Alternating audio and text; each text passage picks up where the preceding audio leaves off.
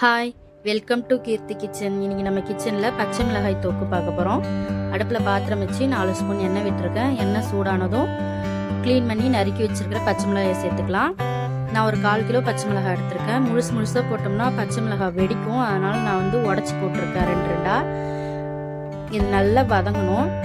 பாருங்கள், நல்லா வதங்கி வந்துருக்கு பாருங்கள். இப்போ இந்த அளவுக்கு வதங்கினோடனே அடுப்பை ஆஃப் பண்ணிவிட்டு நம்ம ஒரு பிளேட்டில் எடுத்து ஆற வச்சிடலாம். இதை ஆறின பச்சை மிளகாயை மிக்சி ஜாரில் சேர்த்துட்டு இதில் புளி சேர்த்துக்கலாம். புளி இந்த அளவுக்கு எடுத்துருக்கேன் நான், ஒரு பெரிய எலுமிச்சம்பழம் சைஸுக்கு. ஏன்னா இந்த அளவுக்கு புளி சேர்த்தோம்னா தான் நல்லாயிருக்கும் நம்மளுக்கு. இல்லைன்னா பச்சை மிளகாய் சாப்பிட முடியாது இல்லையா, ரொம்ப காரமாக இருக்கும். இதை குட்டி குட்டியாக பிச்சு போட்டுக்கலாம். இல்லைன்னா நைஸாக மையாது, அரைக்கும் போது அங்கங்கே அப்படி அப்படியே நின்றுடும். அதனால் குட்டி குட்டியாக பிச்சு போட்டுட்டு இதுக்கு தேவையான அளவு உப்பையும் சேர்த்துடலாம். உப்பை சேர்த்துட்டு இதை லைட்டாக தண்ணி விடணும். நிறைய தண்ணி விடாமல் லைட்டாக தண்ணி விட்டு நல்லா நைஸாக அரைச்சி எடுத்துக்கலாம்.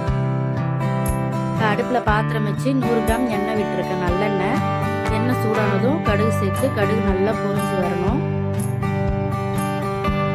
இப்போ கடுகு நல்லா பொரிஞ்சு வந்துருச்சு. இப்போ அடுப்பை சின்னது பண்ணிவிட்டு நம்ம அரைச்சி வச்சிருக்கிற பச்சை மிளகாய் விழுது சேர்த்துக்கலாம். அதில் பாருங்கள் எந்த அளவுக்கு நைஸாக மஞ்சிருக்கு பாருங்கள். இந்த அளவுக்கு நல்லா நைஸாக அரைச்சிக்கணும்.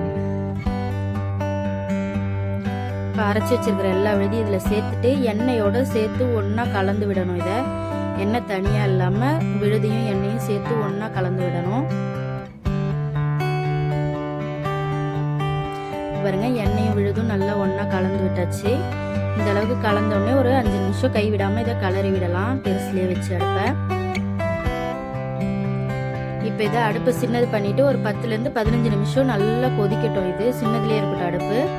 பாருங்கள், இந்த அளவுக்கு எண்ணெய் ஃபுல்லாக திரிஞ்சு வந்துருச்சு. நம்ம விட்ட எண்ணெய்லாம் நல்லா வதங்கிருச்சு நம்மளுக்கு. இந்த நேரத்தில் நம்ம பொடிச்சு வச்சுருக்கிற வெல்லத்தை இதில் சேர்த்துக்கலாம். வெல்லம் சேர்த்தாதான் இதோட டேஸ்ட் இன்னும் நல்லாவே இருக்கும். அதனால் வெல்லம் கொஞ்சம் சேர்த்து இதை நல்லா கலந்து விட்டுட்டு நம்ம அடுப்பை ஆஃப் பண்ணிடலாம். நம்மளுடைய பச்சை மிளகாய் தொக்கு சூப்பராக ரெடி ஆகிடுச்சு. இது இட்லி, தோசை, சப்பாத்தி எல்லாத்துக்குமே ரொம்ப நல்லாயிருக்கும். தயிர் சாதத்துக்கு தொட்டுட்டு சாப்பிடவும் நல்லாயிருக்கும். நம்ம சாதத்தில் அப்படியே போட்டு பிசைஞ்சு சாப்பிட்லாம். ட்ரை பண்ணி பாருங்கள், கண்டிப்பாக உங்களுக்கு ரொம்பவே பிடிக்கும். ட்ரை பண்ணி பார்த்துட்டு கமெண்ட் பண்ணுங்கள். இதே போல் வீடியோ பார்க்கணுன்னா நம்ம சேனலை சப்ஸ்கிரைப் பண்ணிவிடுங்க. தேங்க்யூ.